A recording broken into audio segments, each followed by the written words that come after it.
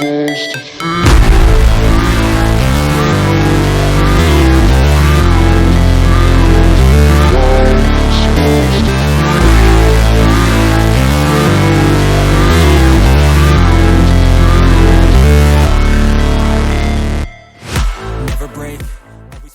everyone, this is Aisha and Ambivert. Welcome back to my YouTube channel. So today I'm not here to talk about any product reviews or opinions that I would like to give you, but yes, it's based on opinions. It's others' opinions about me that I have heard always as a kid, which made me feel really low and made me feel like I'm not good enough at a point of my life. And that's basically because I was an ambivert. I am still an ambivert, yes. But I would say my thought process, my mindset has changed a little more right now. I've tried to accept myself the way I am, so it doesn't feel awkward or weird to me anymore. But then it was always others who kept telling me I don't talk much, and they always found it very weird that why am I not talking? Why are you not talking as much as other girls do? And they found it very weird when I said that I'm okay to be on stage. I have been a stage performer ever since I was 6 years old, and I was so used to being on stage to dance, to sing, to act, to do all of those. But then when it came to meeting smaller groups of people or larger groups of people, I had to be in the crowd or with people to talk to them face to face. That was kind of a challenge for me, and I always had this social anxiety with me, which I always carried, and that kind of grew with me, and I really did not know how I can cope with it. But I think over the years I have kind of come up with some things that has helped me to at least understand what's happening with me and how to face it. So I just thought if at least one or two of you who's listening to this, if it helps you out, I would be more than happy, because I know how it feels like to have that and not being able to be present, but always having that anxiety, and you really want to overcome it, but you really don't know how to. I wouldn't say that it's going to go 100% completely from your system, but I would definitely say that maybe you would find ways to deal with that anxiety. It is okay not to be an extrovert. It is completely okay to not love small talks. I'm sure that there are so many people out there who's just like us, who really do not like to keep talking about every single thing that's crossing your mind. Imagine a world full of extroverts where there are only people who wants to talk and who's making noise. And no, there's no offense to extroverts, of course. I really respect them. I really admire the way they are. I'm trying to say that sometimes you feel like you're not enough when you're with a group of extroverts, because they have so much to talk about, they have so many things to share and so many things to explore, and they sound or feel like they're more happening, and somehow you feel like you're boring or they're bored of you. I don't know. Sometimes it's just that kind of mixed feelings that you get, but it's totally okay to be the way you are. You should understand that it's best to be the way you are. You shouldn't feel forced to change just because you're with a group of extroverts. So try to stay true to yourself and try to be present in the conversation. Yes, if you feel like you want to put forth any opinion or anything that you feel free to do so. Otherwise, it's okay to stay to yourself with your own thoughts, and to just hear them out. We need listeners too. To love yourself for the way you are, for the person you are, for how you are, what you are, because only you can be you. You're the only authentic self of your true version. So it's just you who can project what you are, what kind of a person you are. So try to stay true to yourself. And I would say the best way to know yourself more, if you're still in the confusion and you still feel I don't know anything much about myself, then maybe start journaling. And I feel like that has really helped me a lot to understand myself more. I try to write my thoughts, what I feel like, what I've done in a day. It could be anything. You could write about everything and anything that's crossing your mind or crosses your mind in a day.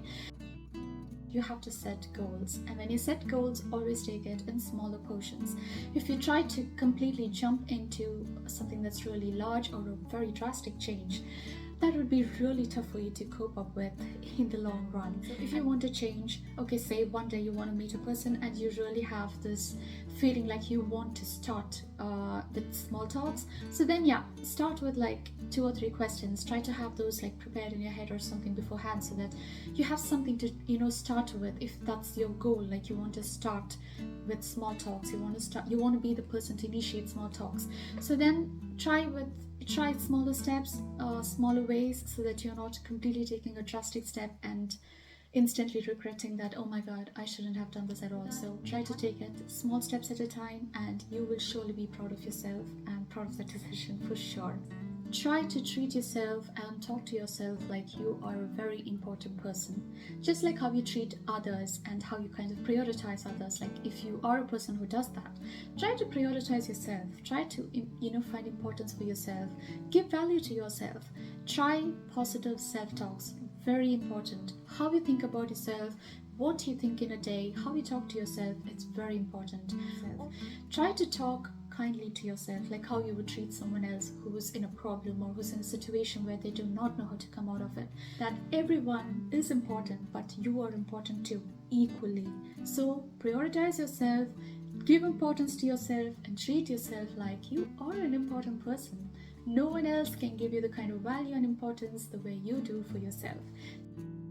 Next, I have a very interesting tip, and this one I'm sure most of you have heard, but I'm not sure if you have put it into practice. This is to mentally visualize the situation that you're going to come across. So for me, as a kid, as I told you, I used to always have this anxiety issues. Even if I had to just go up to a teacher and just ask a very simple question, I had so much of anxiety. The whole night I wouldn't sleep. So one thing what I learned was not to overthink for sure about the negative part of whatever I have to do or ask, but rather, yes, to have a mental visualization so that I'm sort of prepared. I understood that most of my anxiety came from my dislike towards surprises. So I always like to be prepared ahead of time, ahead of stuffs, ahead of situations. Yes, everything is not under my control. I can't control everything and be prepared for everything that's going to happen throughout the day. Yes, that's very right. So then if I have to go ask someone, tell someone something, or I have to give a presentation, or I need to speak in front of people, or I have any sort of such anxieties, I try to prepare myself as much as I can, not just by talking about it loudly, but also inside my mind, in my head. I try to close my eyes and visualize everything, like how it would be like when I talk and what that person's reaction would be. I don't know, but I could always be prepared how it would be like from my side and how I would like it to sound in my head. So that kind of helped to lessen my anxieties. So there was also another one tip which one of my groomers, when I was participating in this beauty pageant called Miss Kerala, which is a very prestigious beauty pageant. So I was selected for it, and I went for this grooming, and the groomer actually, she told us a very beautiful trick, because all of us had this anxiety, this fear that we would fall off the stage. For some it was like, yeah, they would fall off the stage. For some it was like they're not getting any answers when the judges ask them a question and they're stuck. One thing she asked us to do prior to the competition was to close our eyes, take deep breaths, and then visualize that you're putting in all the fear that you have in a black box, everything, all of it, and then you're taking a huge hammer or an axe or whatever, and that's so huge that can break the box and every single element that's present inside the box. So you're breaking all the fears that you have. So actually that kind of helped us before the contest, because we were having so many fears. So such things sometimes really it kind of prepares you. When you have this mental preparation or mental visualization, you sometimes overcome your fear or your anxiety.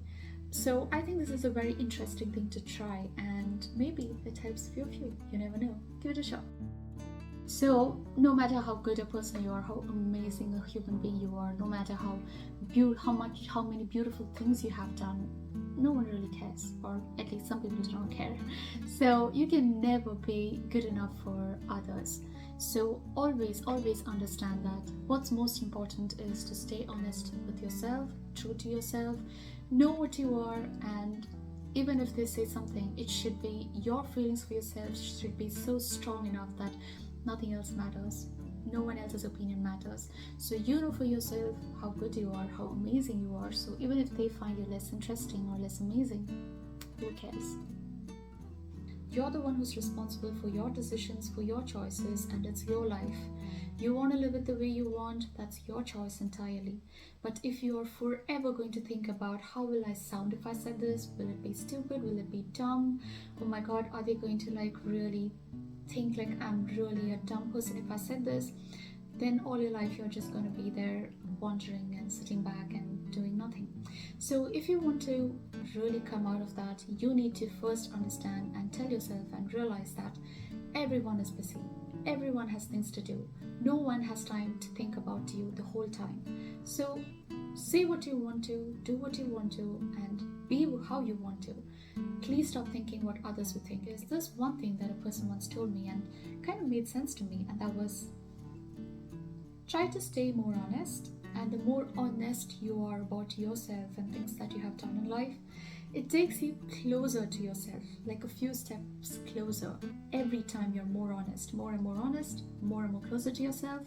And then that gives you more and more confidence to project your true and authentic self. And that kind of made a lot of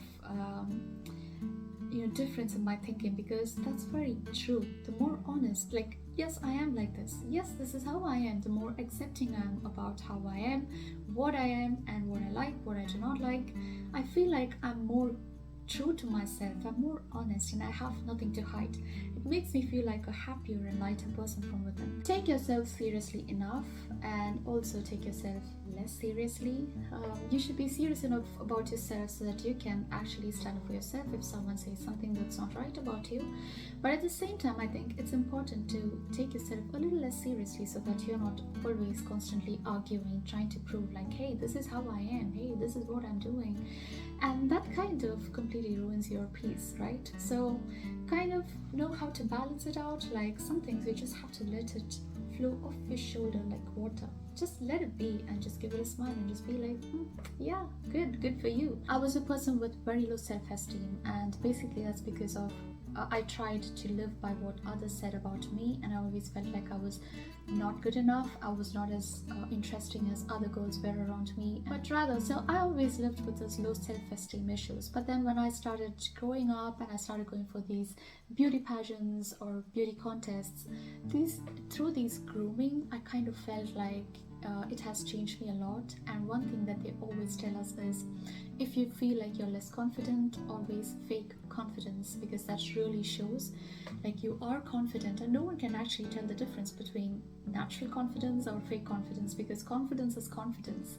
So I would say, like, start by improving your posture, try to maintain good eye contact when you talk to people, have your shoulders wide open and have your back straight, and try not to hunch or try not to shift your weight when you stand. Try to balance the weight when you stand, and always maintain a good posture, because as the studies show, when you maintain a good posture, it tricks your brain to think or believe that you are a very powerful person. I think meditation is very important, even if it's just for like 10 minutes, 15 minutes or 20 minutes a day, or as long as you can do it. Like, it doesn't matter the time period. Even if it is just for like 5 minutes, where you just sit with yourself and you just close your eyes and you just like try to listen to everything around you, try to listen to your thoughts, try to think about things that you're thinking. Just let it flow. Just don't try to restrict or block thoughts initially, because sometimes not everyone can do that like just in one go. So allow thoughts to flow, just let it process, just let it flow, and then just think, just analyze how your thought process is like. So that's it, guys. That's all I have got to share. Just some things that changed my mindset or helped me kind of analyze that, yeah, it's not that bad to live as an ambivert in this world. Well, people do not like, whatever happens, I have to live ahead, and I'm going to live ahead, and I have so many dreams, so many ambitions. Just because I'm an ambivert, nothing's gonna stop me, and nothing can stop me until I allow someone or something to stop me. So until we meet again, thank you guys, thank you for listening, and thank you for all the support. So until we meet again, have a great, blessed, pleasant week ahead. So see you all soon. Bye bye. Never break, always fight, never quit.